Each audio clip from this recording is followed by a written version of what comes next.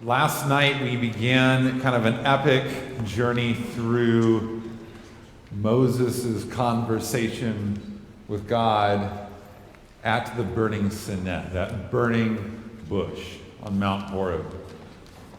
We took a look at a couple of the elements of that conversation, namely this exchange right here. Moses says to God, "Who am I that I should go to Pharaoh? Who am I? What is it that makes me so special? What is it that qualifies me? Who am I that I should be the one to go to Pharaoh? You said that you saw your people, you heard their cries, you know what they've been going through, and you're going to liberate them. Why am I the one who's being sent? Who am I that I should go to Pharaoh?" And God told him, "Well, Moses, there's nobody else quite like you. I mean, you're brilliant, you're smart, you're educated, you're motivated. You've already tried, not in a great way, but you've already tried to kind of get this whole liberation thing going already. So, I mean, God really tries to convince him, right?" No. Yeah, right, no, not at all. Moses says, "Who am I?" And God says, "Well, I will be with you. You don't need to worry about, Moses, what you can do, because as we looked at, it's not about what you can do. It's all about who is with you." We should not put a limit on what God can call us to do and what God is able to accomplish in our lives, because He is the promise Himself and the surety that He will see it through and make it successful in our lives. Our job is to say, "Cool, I'll show up, I'll accept your invitation, use me." We're going to continue our heated conversation tonight because Moses, believe it or not, Moses has a few more objections to make. Can you believe that? And Moses doesn't go quietly. It's not so much that he likes being a shepherd, but he's 40 years of doing something, and it becomes kind of a comfort zone, whether you like it or not. You guys know somebody who kind of tolerates a little bit of dysfunction in their life because at least it's what they know? Yeah? I do. God is calling him for a little life change here. I want you to go back to Egypt. I want you to be my mouthpiece. Moses is not ready to do that. So Moses continues this conversation. He says this. He says, Moses says to God, "Look, I'm about to come to the children of Israel. Hypothetically, I go. I'm going to say to them, the God of your fathers has sent me to you. And they will say to me, 'Oh yeah? What's his name?' What do I say then?" As if this is a crippling question. Well, if I don't know your name, the jig is up. Is Moses asking this question because he has forgotten God's name? No. Is Moses asking this question because everyone else in Egypt knows God's name? No. In fact, nobody knows God's name at this moment. That's why God introduces himself as, "I'm the God of your family, the one who's promised things to your ancestors." So it's not as if Moses is going to show up and everybody's like, "Oh yeah, well if you really knew him, what's his name?" And he's going to say, "Larry." And they're like, "Wrong, it's actually Jim." No, that's not the scenario. In fact, that's barely the question that Moses is even posing here. He says, what if I show up and I say, "Hey, this is the God of your fathers has sent me to you." Who is this God, and why would he be their God? It's because, we touched on it very briefly last night, but all the way back in Genesis, I believe it's chapter 15, be kind to me if it's a different one of the teams, God has a conversation with Abraham. And he tells him, yes, your future generations are going to be oppressed in a foreign land, but I am going to bring them out of there. I will bring judgment on their oppressors and deliver them into a beautiful land, this very land, in fact, a land flowing with Milk, it sounds sticky. VeggieTales, anybody? Okay, cool. Yeah.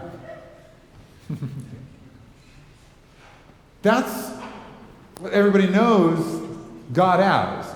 The God who promised our ancestors good stuff. Moses says, well, what if I show up and I say, the God of your fathers sent me to you, and they're going to be like, oh yeah? The God who promised that he would deliver us? Where is he? When I look around, I don't see a whole lot of deliverance happening here. All I see is more and more oppression. So, what kind of a God are you talking about? In fact, that's often what is being talked about in the Bible when it talks about names. Because names probably meant a little bit more to the Hebrew people than they do to us. I mean, I'm rather attached to my name. I like it. I hope you like your name. But let's say your name hypothetically is Jacob. Any Jacobs in here? Any Jacobs in here? Be bold. Raise your hand. Anybody? No Jacobs. Cool. How about we'll go be a little kinder. How about like Kyle? Anybody named Kyle? Kylan. Hypothetically, let's say Kylan and Kyle are the same name. Do I have a Kylan? Okay, cool. Okay. And forgive me, go home and Google this, because I could be wrong. I'm close, but I could be wrong on the specifics of it. But Kyle, your name means cattle grazing on a rocky hillside. And I doubt when your parents, received you into the world, that they took one look at you and said, oh, that's a good-looking kid right there. You know what it reminds me of? Cattle grazing on a rocky hillside. He shall be Kyle. I kind of doubt that's what your folks experience. I mean, maybe you have a very different story, but that's kind of the way that most of our parents approach naming. They don't name you something that they don't like the sound of, which is probably a good practice because, as I can attest to, as a parent, you're going to be yelling that name quite a bit, so it better be something that you like. Amen. The Adamic covenant. The Decalogue. And one of those commandments is, you shall not take the name of Yahweh your God in vain, or to be false, or make it without worth. And over the years, generations realized, okay, so we're going to, Yahweh, okay, we'll make sure whenever we use God's name, use it very carefully, right? Don't use it inappropriately. But then people became really unfaithful to Yahweh, repeatedly. Then they'd ask for help, and he'd help them out. Then they'd turn their back on him, and he'd let them have their way in the world, and things would go bad, and then they'd ask for help, and he'd come back. And this cycle just happens repeatedly for a long time. Finally, they turn their back so seemingly irrevocably on him that they are left into exile in Babylon. And when they come out of Babylon, how many of you are in Pastor Tom's Bible class right now? About to hit Daniel? Yes, what's up? All right, put your hands down.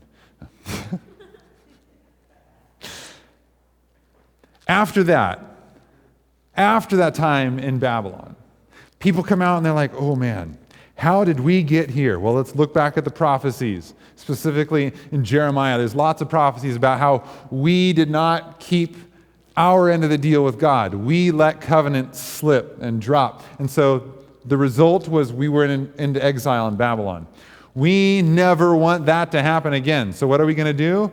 We are going to get really good at keeping covenant. We are going to get very good at obeying law. And of the many decisions that they made, one of them was, if we are not supposed to use Yahweh's name inappropriately, the best way to make sure we never use his name inappropriately is if we never use it at all.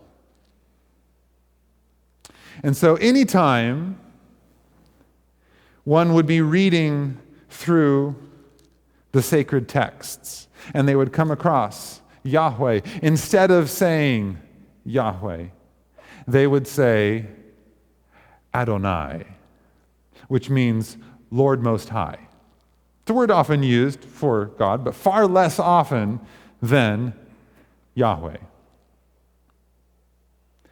There's like 3 of you who are loving this right now, and I apologize that some of you are like, okay, let's get to the payoff. Okay, but here's the thing. Is that this tradition, does that feel like a good reason to not ever use God's name? I mean, I get it. If you're really worried about getting taken back to Babylon, I get it. But what if, I was so worried about offending Pastor Tom that instead of ever calling him Tom, I called him Your Eminence all the time?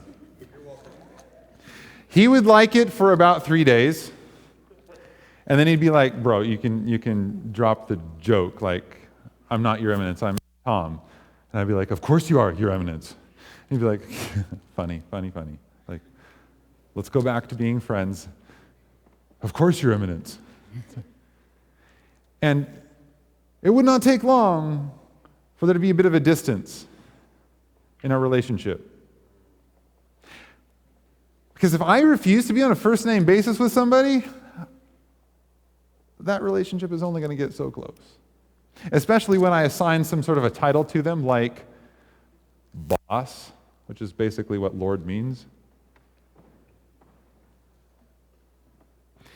This tradition has continued, unfortunately, in my opinion, throughout the centuries, even to the Christian tradition today, where when we translate as a collective faith community, when we translate scriptures from Hebrew into English, save for a couple translations, most of them, instead of actually putting the name of God in the text where it appears, will put the word Lord, but in all capital letters, as an indication, by the way, here, it's actually God's personal name, but we're going to continue that tradition of leaning into Adonai instead.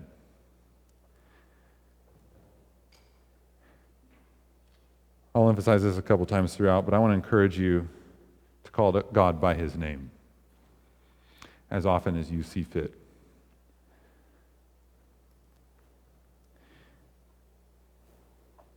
God tells Moses, tell them that Yahweh has sent you.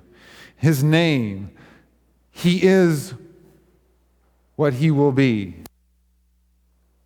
What in the world does that mean? Cutting through the grammar of it all, it's basically a distilled promise of this. He will be whatever you need Him to be, whenever you need Him to be it. This is what the name of God means. He will be whatever you need Him to be, whenever you need Him to be it. So to the children of Israel, enslaved in Egypt, where is this God? We're still enslaved. So many times in our lives, all we see are the problems instead of the moments where God was either providing us just enough strength to keep going or deliverance of situations that we never even imagined, that we couldn't see.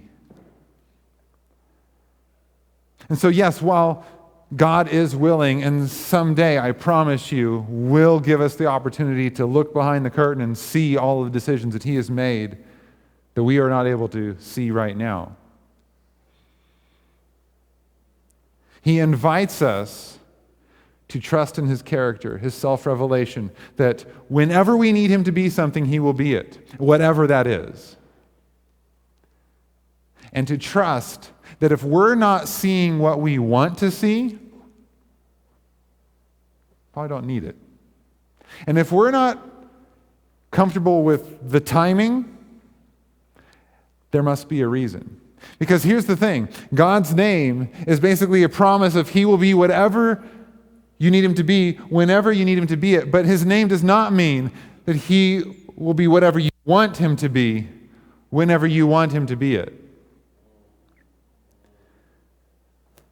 So many times, I know I have done this more often than I would care to admit, but those who claim the name of God so often talk about and to him as if he was some sort of a cosmic vending machine, where if I just punch in B4, I will get the bag of chips that I want. If I just fast for this many hours and say this many prayers, my child will be healed. Or if I give this money to the church, then God will 100% cover some of the other financial decisions that I have made.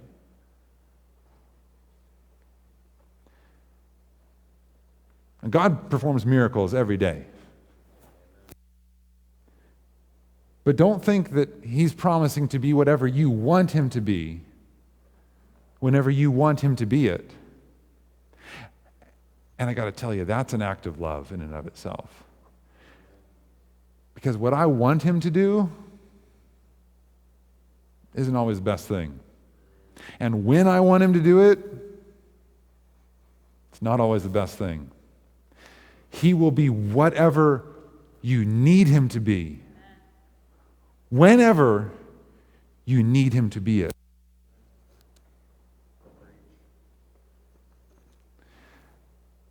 God then says to Moses, "This is my name forever." Kind of get the idea that maybe we shouldn't stop using it. This is my name forever. And this is my memorial from generation to generation. Throughout the rest of the story of the Exodus, God repeatedly says, "And through this action, they will know that I am Yahweh." And those actions are either plagues of justice on Egypt, or even the deliverance of the Red Sea. Specifically, God says, in this moment, everyone, children of Israel, Egypt, everybody's going to know that I am Yahweh. God does not want you to forget his name, in part because God does not want you to forget that he is the one who delivers his people from oppression and from bondage. He says, yes, this is my name forever. In other words, this is who I will be forever. And this is my memorial from generation to generation. I don't want you or your children or your children's children to ever forget who I am.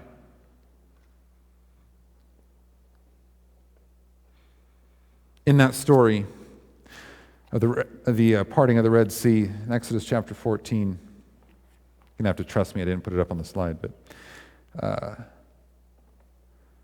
Moses says this to the people, Exodus 14:13. He says, "Do not fear, stand by and see the salvation of Yahweh, which he will accomplish for you today."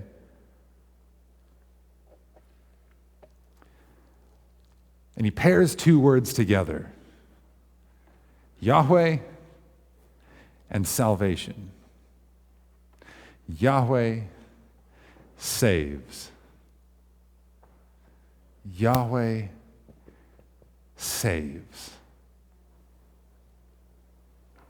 And it's as if Moses likes that name just so much, the combination of words, that compound word, Yahweh saves. He likes it so much that there's this guy that's kind of his special assistant.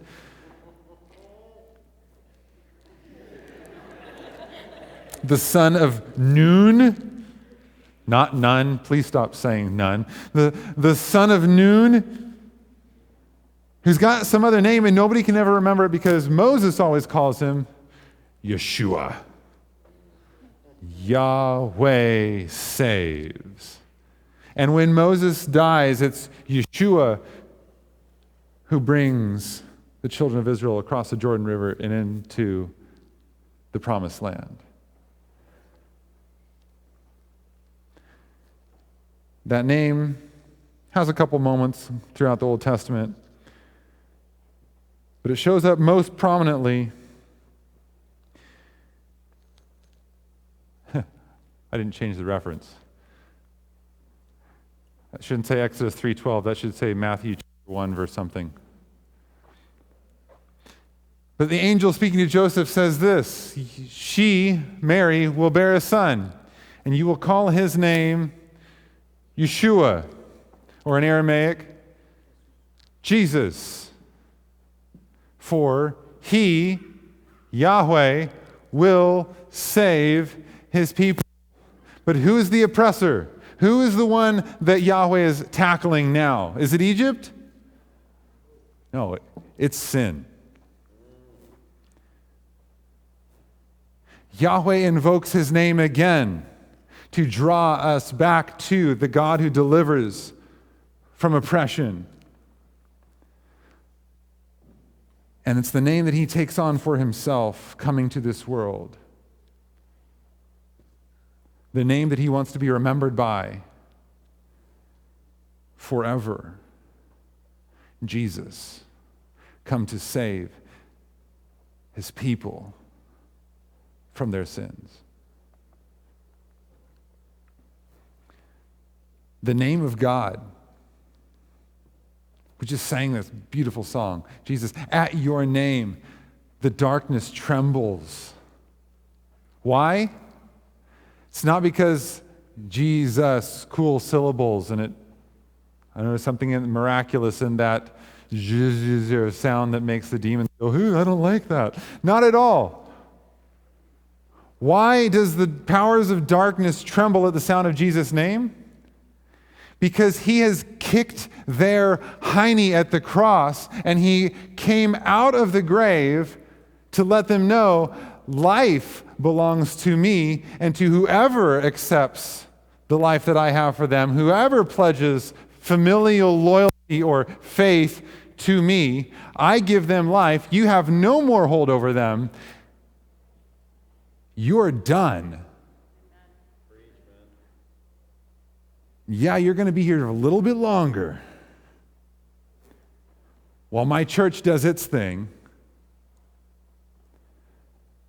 But you are a defeated enemy, and someday I'm coming back and I'm going to crush you for good.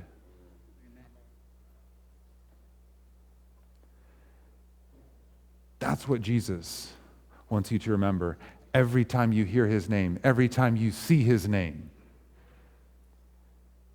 He's the God who has won. He will be whatever you need him to be, whenever you need him to be it. And so the question is, if that's what he has promised, will you trust his name? We need things in life. Who are we going to trust for that? Trust in Jesus. We have concerns, and honestly, his timing is bonkers to me. There's so many times that I'm like, man, God, why aren't you going to show up? Or why did you show up now? You should have waited 2 weeks. Why did you call me to do that before I was done with that other project?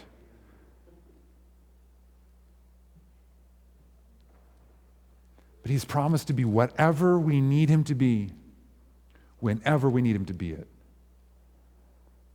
Will you trust his name? Let's pray together as the praise team assembles up. Jesus, tonight we just want to pause and praise your name. We want to praise your name because of what it says of who you are, Jesus. You are whatever we need you to be, whenever we need you to be it. And when we pledge our faith and our loyalty to you, we understand that that's going to come with moments where we have questions and we have doubts and we have struggles. So tonight, may we reject the false dichotomy that in order to be faithful to you, we have to have every doubt quelched and every question answered. May we embrace the struggle with you. And like Jacob, like Israel, when we have moments of struggle, of wondering when you're going to provide and exactly how you're going to come through, may we grab hold of you and say, we will not let go of you until you bring your blessing. Jesus, thank you for coming to this earth and for defeating our real oppressors. And as we are privileged to live in your kingdom and bring your message of victory and hope to this world, build your kingdom here in us first. Amen.